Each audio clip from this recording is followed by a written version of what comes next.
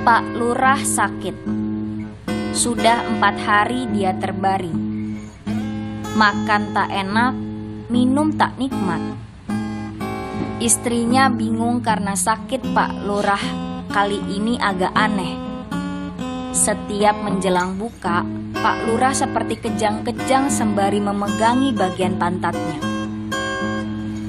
Dan setiap kali kejang-kejang itu, Pak Lurah memanggil-manggil nama Cak Dlahom. Ketika istri Pak Lurah menceritakan keadaan suaminya kepada dokter yang memeriksa suaminya, giliran dokternya yang bingung. Kata dokter, Pak Lurah sehat-sehat saja, tidak sakit, dan mungkin hanya kelelahan sepulang dari umroh. Istri Pak Lurah sudah mencoba mengajak Pak Lurah bicara. Namun, usahanya tak membuahkan hasil. Sejak terbaring Pak Lurah tidak mau bicara, membisu. Dia bahkan tidak mau memandang wajah istrinya dan hanya melelehkan air mata. Menangis tapi tanpa suara. Hingga pada suatu malam, dia meminta istrinya agar memanggil Mat Piti dan Cak Dlahom. Singkat cerita, malam itu selepas maghrib berkunjunglah Mat Piti dan Cak Dlahom ke rumah Pak Lurah. Cukup aneh karena tanpa rewel, kali ini Cak Dlahom bersedia ikut. Dia juga mau ketika Mat Piti mengajak masuk ke kamar untuk melihat keadaan Pak Lurah.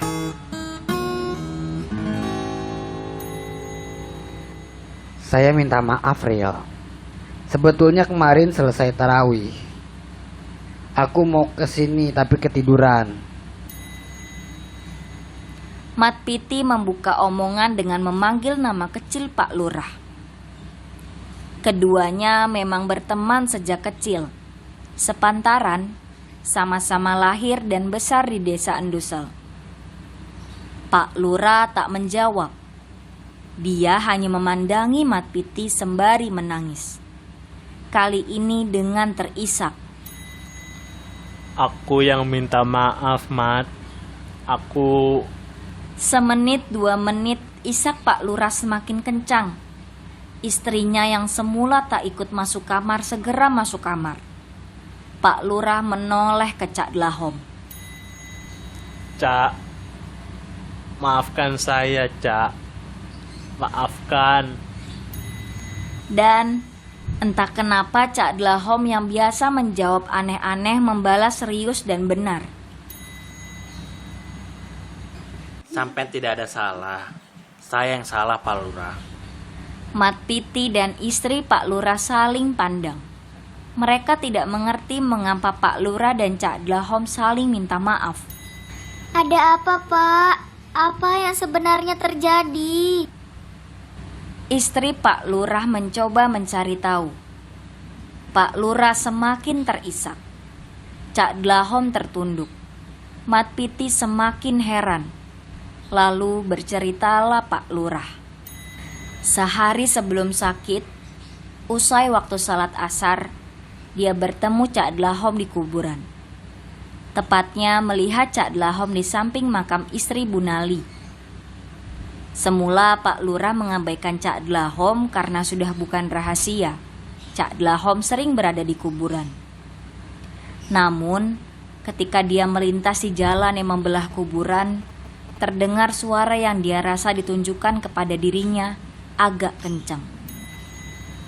Hei orang kaya, apa yang akan kamu banggakan bila dirimu jadi penghuni kuburan ini? Pak Lurah menghentikan langkah. Dia mengenali suara itu. Itu suara Cak Dlahom.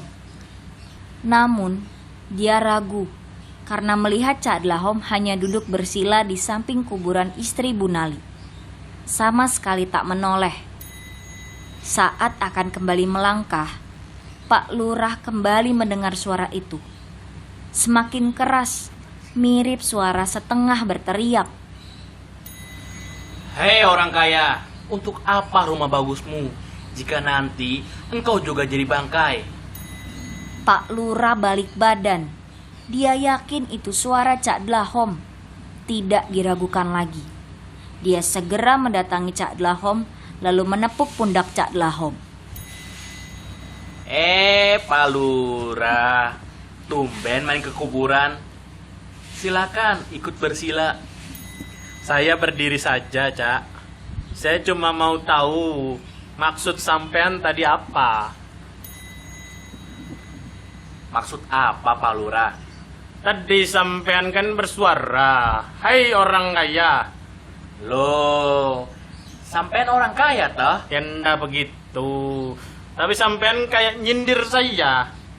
Kok bisa sampai merasa tersindir? Lawong di kuburan ini tidak ada siapa-siapa kecuali saya dan sampean. Sudah merasa kaya, merasa tersindir, sekarang sampai merasa ada. Sampean itu siapa? Saya Sidik Hairil, Lurah Desa Dusel. Yang mana yang Sidik Hairil? Yang ini, saya ini. Pak Lurah menunjukkan jari ke dadanya, tapi tidak dengan nada marah dan sombong seperti ketika beberapa hari sebelumnya saat dia marah pada Cak Dlahom karena bertanya bagian mana dari dirinya yang terbakar. Cak Dlahom cekikikan. Anak-anak juga tahu, Pak Lurah. Yang sampean tunjuk itu namanya dada. Tapi saya Sidik Hairil, Cak. Sudah tak bisa menunjukkan yang mana Sidik Hairil, sampean sekarang juga merasa punya nama. Memang itu nama saya. Orang tua saya memberikannya. Itu menurut sampean, Pak Lurah. Pak Lurah yang semula berdiri sekarang ikut bersila menghadap makam istri Bunali. Dia tak tahan, penasaran. Cak Dlahom harus dikejar agar menjawab, agar menjelaskan. Sudah, Cak. Saya menyerah. Tolong jelaskan saja. Saya mau belajar. Sampean merasa kaya, Enggak, Cak. merasa ada, merasa tersindir, merasa punya nama. Tidakkah manusia memang ada dan setiap orang memang punya nama, Cak? Saya tadi sudah bilang, tolong tunjukkan di mana dan yang mana sampean jika sampean benar ada. Yang ini. Pak Lurah tak melanjutkan kalimatnya. Cak Dlahom cekikikan. Pak Lurah, manusia itu hanya bisa mengaku-aku ada. Mengaku-aku bisa berbuat. Mengaku-aku punya nama. Mengaku ini itu, tapi semua hanya pengakuan. Karena mereka sebetulnya tidak ada dan tidak tahu kalau tidak ada. Lah, orang-orang di kampung ini apa sampean anggap bukan manusia, Cak? Ya, mungkin saja mereka kambing, kucing, curut. Tapi bukan itu yang saya maksud. Itu lain penjelasannya. Sampean nanti malah makin bingung dan makin banyak tanya. Lalu apa, Cak? Cak Dlahom memandang serius wajah Pak Lurah, orang yang dipandang tertunduk. Sampean ndak lihat kuburan ini, Pak Lurah? Saya lihat, Cak. Apa yang sampean lihat? Kuburan. Tempat manusia mati dikubur. Pintar sampean. Dan kuburan ini isinya hanya bangkai. Bangkai yang tak mungkin disimpan bahkan oleh orang-orang yang sebelumnya mengaku paling mencintainya. Bangkai manusia yang ketika roh masih melekat pada jasadnya selalu merasa dan mengaku bisa berbuat. Merasa punya nama, mengaku-aku ada, padahal mereka semua tidak ada. Tak abadi kecuali hanya jadi bangkai di mangsa cacing ditelan tanah.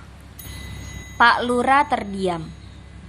Matahari menyiramkan semburat tembaga pada tanah pekuburan. Waktu buka akan menjelang. Saya mengerti, Cak.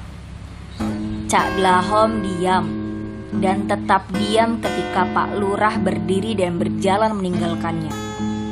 Tapi baru beberapa langkah, Pak Lurah terpelanting karena tersandung batu nisan. Jatuh dengan bagian bokong menghunjam ke batu nisan yang lain. Gedebuk. Pak Lurah mengaduh.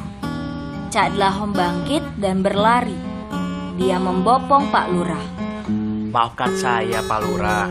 Saya selalu membuat sampean kepikiran. Saya memang perlu diingatkan, Cak. Gak apa-apa. Saya minta maaf. Saya janji akan pijat sampean. Keduanya berpisah di tepi kuburan. Azan maghrib menjelang. Begitulah ceritanya, Bu Mat. Mat Piti geleng-geleng. Pak Lurah berusaha bangun dari rebahannya. Istrinya merangkulnya. Aku tak usah dibawa ke dokter, Bu. Aku hanya perlu dipijat oleh Cak Dlahom. Ya kan, Cak? Cak Dlahom manggut-manggut. Mat Piti bertambah keheranan. Cak Dlahom jadi berbeda. Jadi serius betul dan penurut.